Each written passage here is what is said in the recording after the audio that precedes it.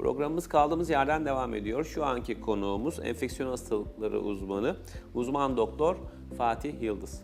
Fatih Hocam hoş geldiniz. Merhaba, hoş bulduk. Nasılsınız? İyiyim, teşekkürler. Siz de nasılsınız? Sağ olun Hoş geldiniz efendim. hocam. Hoş bulduk. Kış aylarında da insanların en çok rastladığı olaylar enfeksiyon hastalıkları, yani işte gripal enfeksiyonlar ve akciğerle ilgili problemler.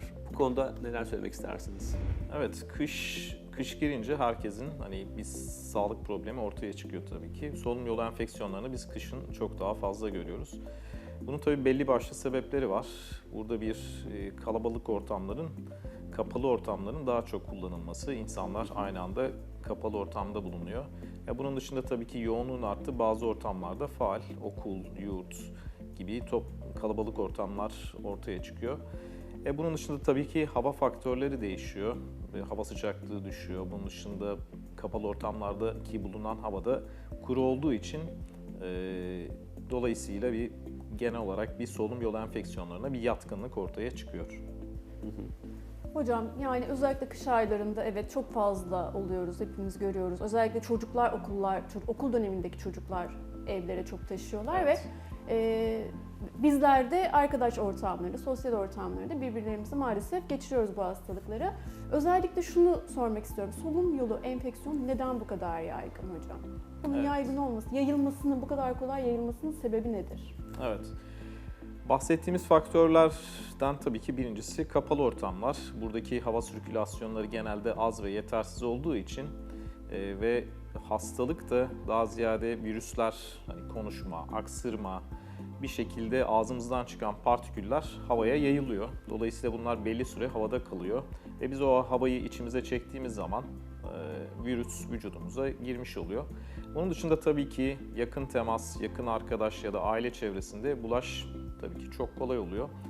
Bunun dışında tabii bir de el teması, temas yoluyla da biz bunları vücudumuza alabiliyoruz.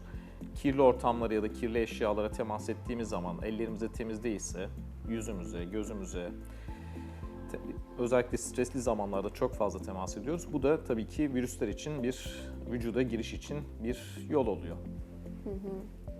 Peki solunum yolu enfeksiyonu yapan mikropların içerisinde en sık nelerle karşılaşıyoruz? Evet. Aslında soğuk algınlığı bizim dönemsel olarak en sık gördüğümüz rahatsızlık. Belki diğer hastalıklar kadar rahatsız etmiyor ama soğuk algınlığının etkeni aslında rinovirüs ve vakaların, hastalığın çoğunu aslında rinovirüs oluşturuyor. Bunun dışında tabii ki daha önemli, daha ağır ya da gürültülü seyreden, özellikle yüksek ateşli seyreden hastalıklar var. Şu dönem itibariyle influenza yani grip ile sık karşılaşıyoruz. Bunun dışında çocuk yaş grubunda RSV dediğimiz solunum hastalığı yapan bir virüsle karşılaşıyoruz ve boğaz iltihabı streptokoklar tarafından oluşturulan boğaz enfeksiyonu görüyoruz. Ve son 2 yıldır da 3 yıldır da ortaya çıkan tabii ki Covid var. Bu dönemde gene Covid sıklığında bir artış söz konusu.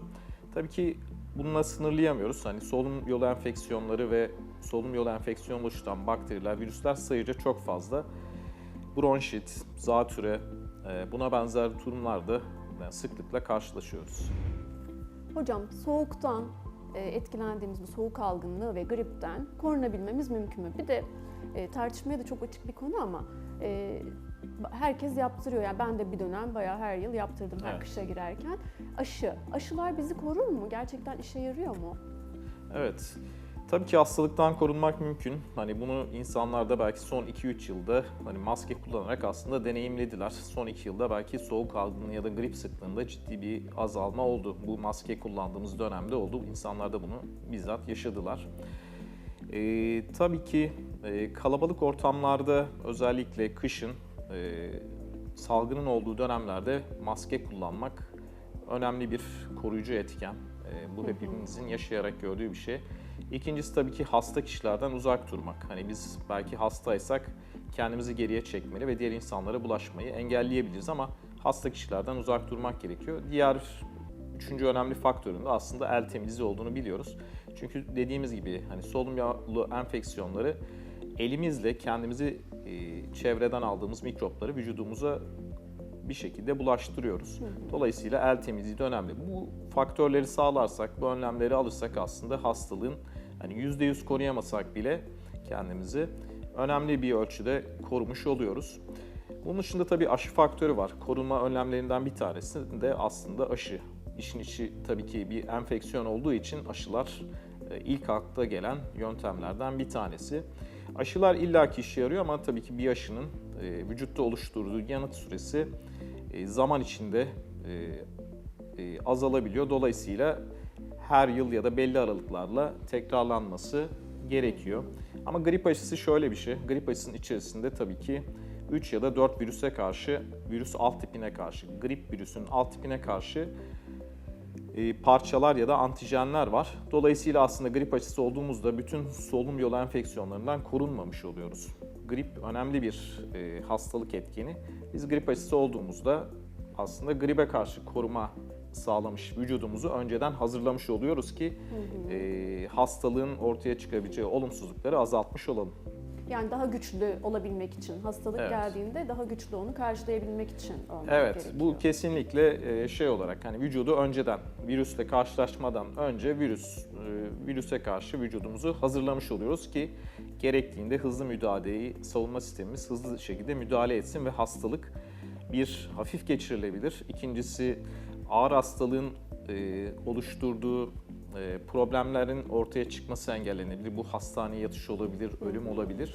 Bunları azaltmak ciddi anlamda önemli. Yani aşılar aslında %100 hiçbir şekilde hastalığın gelişmesini engelleyecek şeklinde de yapılmıyor aslında.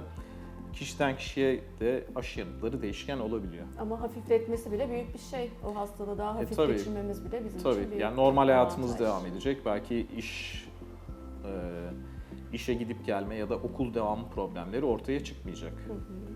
Peki hocam, birden fazla solunum yolu mikrobu, mesela az önce söylediğiniz işte Evet. Covid, beraberinde influenza da kapılabilir mi? Yani birkaç tane enfeksiyonu aynı anda vücut ulaştırılabilir mi? Maalesef evet. Birden çok virüs aynı anda kişiye bulaşabiliyor. Toplumda o sıra hangi hastalık fazlaysa işte şu dönemde grip var, aynı zamanda Covid var. Dolayısıyla bir kişi iki virüsü aynı anda taşıyor olabilir ve yakın çevresine bu iki virüsü aynı anda bulaştırıyor olabilir. Bu gayet mümkün bir şey ve bizim yaptığımız testlerde de hani gördüğümüz bir durum açıkçası. Peki bu kişinin hastalığı daha ağır geçirmesine sebep oluyor mu? Yoksa hastalıklardan bir tanesi aktif olup onun üzerinden mi ilerliyor durum? Bu biraz açıkçası böyle net bir cevabı olan bir konu değil ama iki hastalık tabii ki hani vücudun üzerinde, bağışıklık sistemi üzerinde iki virüs yükü var. İkisiyle de aynı anda savaşmak zorunda. Hastalığın daha ağır geçirilmesi mümkün. Hocam yani çok koşturmalı bir hayatın içerisindeyiz. Dediğiniz gibi okullarda tabii ki devamsızlık süreçleri oluyor. Çocuklar kopuyor derslerden veya işte bizler de mecburen hasta da olsak işe gitmek durumunda kaldığımız durumlar Evet. oluyor. Dolayısıyla da çok daha çabuk iyileşmek istiyoruz. Yani Evet. solunum yolu hastası olduğumuzda hızlı toparlamak istiyoruz. Bizler böyle bir kendi kendimize çözüm bulmaya çalışıyoruz. İşte meyvelerde, vitaminlerde veya işte serumlarda vesaire ama siz uzmanlar ne öneriyorsunuz? Bu daha hızlı iyileşebilmek için neler yapmalıyız?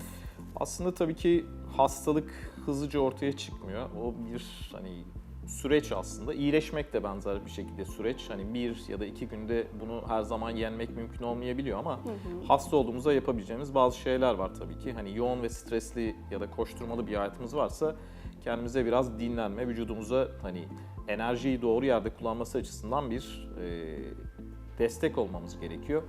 Bunun dışında tabii ki normalde hasta olduğumuz zaman evet beslenmemize, uykumuza ve özellikle sıvı gıdalar almaya dikkat etmemiz gerekiyor ki vücudumuz bununla savaşabilmek için gereken elementlere sahip olsun.